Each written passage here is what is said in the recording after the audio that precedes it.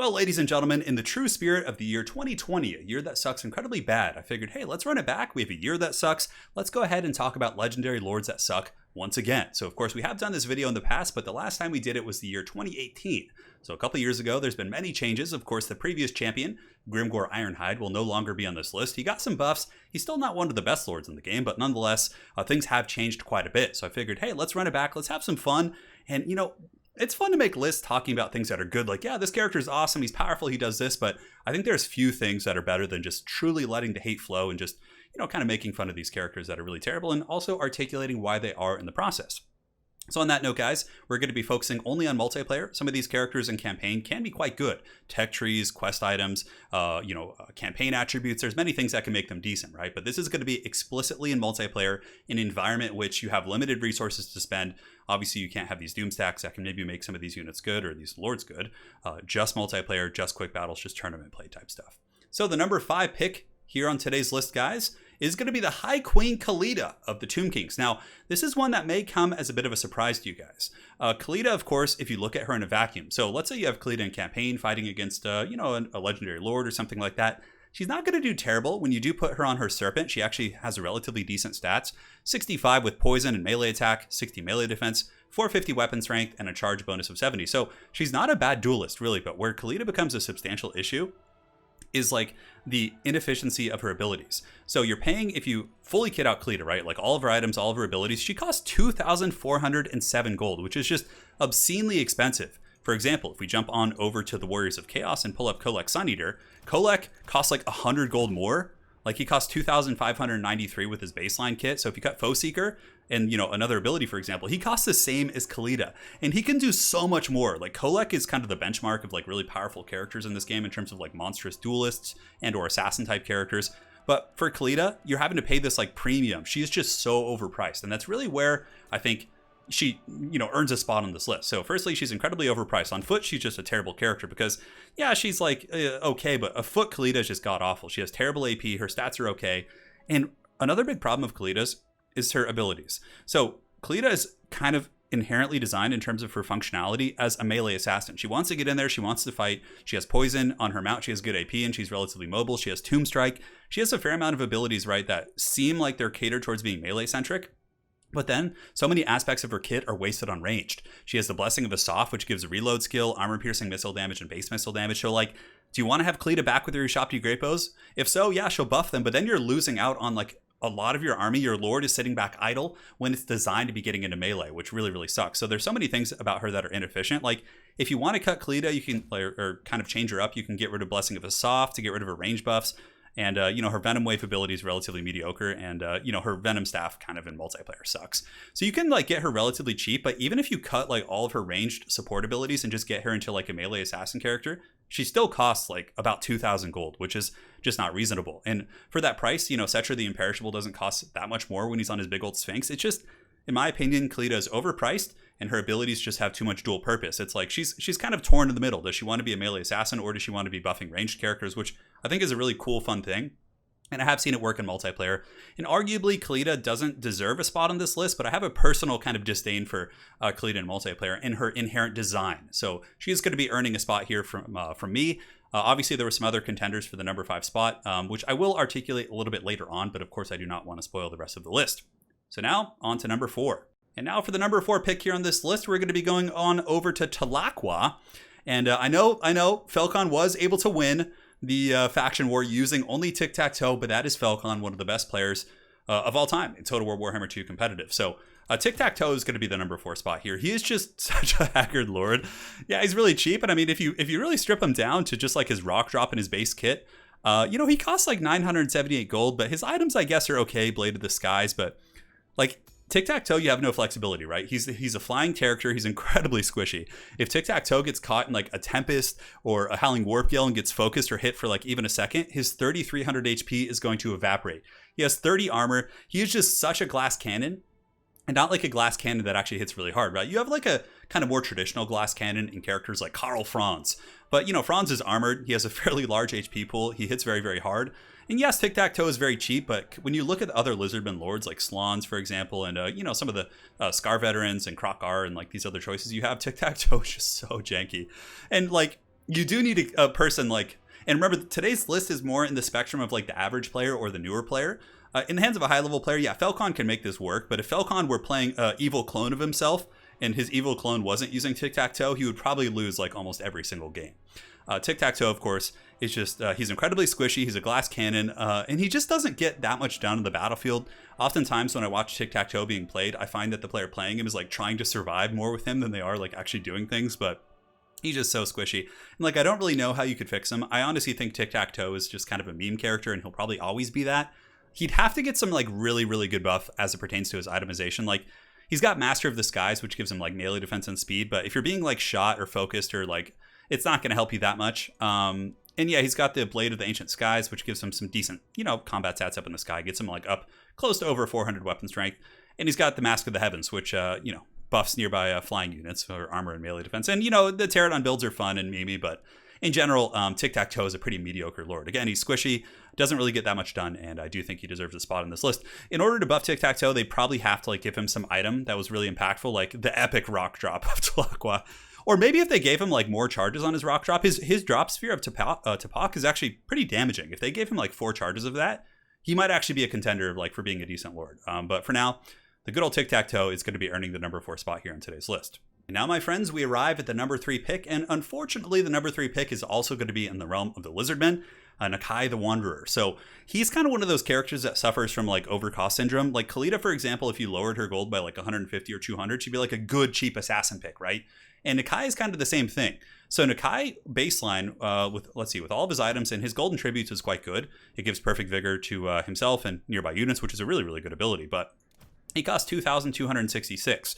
Now, when you compare him to, for example, a Kroxigor Ancient, or what's his name? Nikai the Wanderer has 520 weapon strength with good AP values, and the Kroxigor Ancient has 460, but also has a bonus for his infantry that Nikai doesn't have. He costs 1,500. This guy, like when you fully kit out the Kroxigor Ancient, who has better items also, the Kroxigor Ancient has the Horn of Kygor, which is super good. It gives melee attack and leadership nearby. He also has the Amulet of Itzel, and for a monstrous character like him, who's often sniped and targeted, this is just so much better. Like the Kroxigor Ancient outshines Nikai in like every way. On top of that, Nikai, like I said, costs over 2,200 gold fully kitted out, and his full kit is okay. But the Kroxigor Ancient fully kitted out costs 1,720 or 1,728, which it's just so much better considering the items he has, a bonus for his infantry. And yeah, he lacks a little bit compared to Nikai in the combat stat department, but it's relatively insignificant, to be honest. So again, Nikai is just one of those characters that is very much like decent in campaign. In campaign, the AI is just going to be mouth breathing. You can send Nikai to just goon out these characters, but in multiplayer, it's a whole different beast. Cost effectiveness, really in many ways, is the name of the game. And of course, if you are a good player, I have seen Nikai win games in competitive matches, but usually it's just one player will outplay the other player in various aspects of the game. It's not that Nikai came in and just like won the battle, in my anecdotal experience. So Nikai, again, like in a vacuum, yeah, like there are some lords who I would rate as like a B tier lord or a C tier lord, not like this tier here, that Nikai could beat in combat, but you have to remember it's a vacuum, it's cost effectiveness, and its functionality. And Nikai really, he's just incredibly overpriced. Nikai should be like probably 150 gold cheaper, 100 gold cheaper at the very least, because man, 2266 for that is just not worth it. I think that the Kroxigor Ancient is kind of in the right price range. You could even probably lower the Kroxigor Ancient's price by like 100, 150 and lower Nikai as well by like almost 200. And people still probably wouldn't even pick Nikai that much. With the advent of how good the Slans are and some of the other characters on the roster, I think Nikai would just be overshadowed. And like he's in that weird position as well where he's like monstrous, but he's not monstrous enough to be super devastating. For example, a character like Kolek Suneater can just get fully erect and just charge through an infantry line and get to those backline targets. Nikai kind of can, but he gets stuck. So he has the disadvantages of being large in that he's easy to target and bring down with focus fire, but he doesn't really have the advantages of being a large target. I mean, yeah, he can kind of like bully things. He can trap in monstrous lords and characters, which is an advantage of being a monstrous character. But in general, Nikai is he's overpriced. He doesn't really have the advantages of being a large character, but he like suffers the penalties of it, and it just it's kind of an unfortunate situation because he's a very cool character. So Nikai is going to be the number 3 pick here for our worst legendary lords. Remember, this video, guys, is not going to be focusing on basic lords. Anyways, guys, there you have it, number 3. And now on to number 2, which I think many of you guys can probably guess. And now, ladies and gentlemen, we arrive at the number 2 pick here on today's list, which is going to be the Dark Prince Sigvald from the Warriors of Chaos. So Sigvald is just an extremely outdated character. And of course, we saw the Greenskin update recently, and, Grimgor was the original champion on this list, right? And for a good reason, because he pretty much was like Sigvald, but he just didn't have any healing. But Grimgor got some cool changes, right? He got a nice AoE ability. He got a ranged slow that really helps him actually catch targets he wants to take out. Now, I wouldn't say that Grimgor is a good character. He's probably one of the weakest Greenskin characters in multiplayer even still. But Sigvald really needs something like this. And I do have a feeling that as we get closer to Game 3, at some point, I think Chaos is going to get a similar rework to what the Greenskins got. And Sigvald will probably get like a Steed of Slanesh. He'll probably get like some really cool items, like some Slanesh ability that like either buffs nearby troops or, rampages enemy troops. Like, there could be stuff like that would be really, really neat. But until then, Sigvald is still going to be the number 2 worst legendary lord in the game, in my opinion. So why does he suck? He's a foot lord. Yeah, he's got 40 speed. Oh, he's got the Mighty Strider ability. But like, you could put Sigvald against a unit of greatswords, and he might actually lose that. That's something that would be really funny to test. But he's just, 1,600 gold. I mean, maybe if you could get Sigvald down, if you cut his armor and like all of his abilities, you can get Sigvald down to like 1,000 gold. But like, let's see, Sigvald with just his armor is 1,240, and he just brings nothing to the table. Like most battles, Sigvald is just going to run around the battlefield. He's going to get trapped in like some infantry and just do nothing. Now, I have seen Sigvald win battles before where like he's the only thing left, and the opponent was damaged enough from the other conflicts, not damage that Sigvald did, but he's able to kind of survive and like maybe outduel like a caster or a very beat up lord or something like that. But in general, Sigvald's just like the archetypal terrible foot character.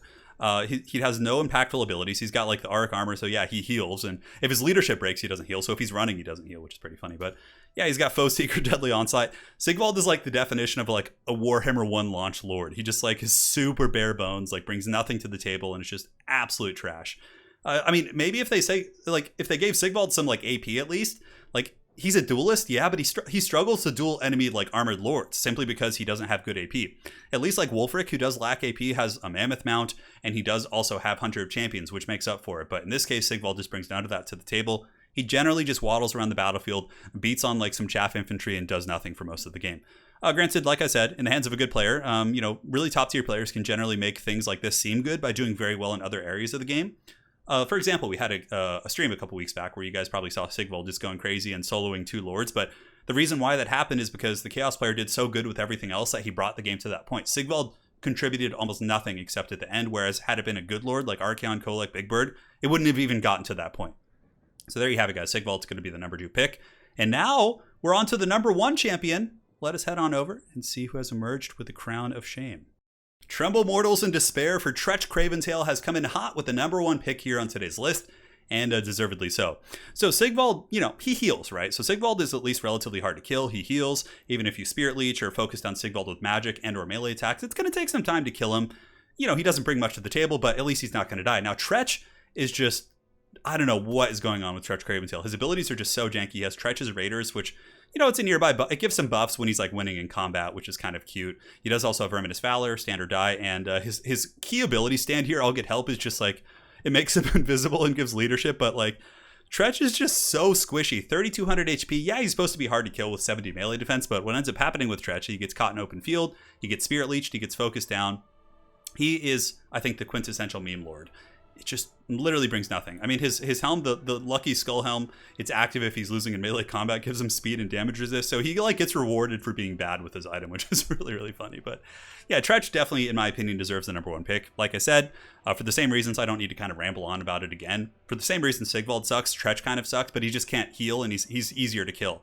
He does have charge defense, he does have anti-large, but again, if Treach was given like a little bit of AP with his weapon strength, like, oh, okay, Treach is like a cheap character, maybe it's a Skaven matchup in which you're worried about being sniped. Let's get Treach, he's going to survive against large monsters, but yeah, he's really just so bad.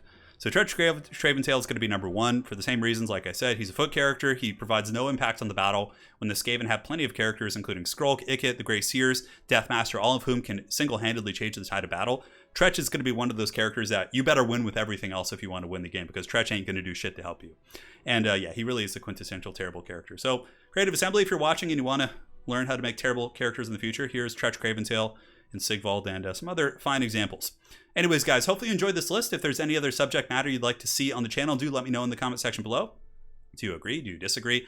I was pretty torn up. I think 1 through 4 are very solid. I think Treach Craventail, Sigvald, Nikai, and Tic Tac are definitely like in the top 5 of the worst legendary lords. Kalida is questionable. There's a couple other contenders, like I was looking at like Kazrak, for example, and you know, a Lithanar and these different characters. But you know, Lithanar at least has some niche applications and can win you matchups.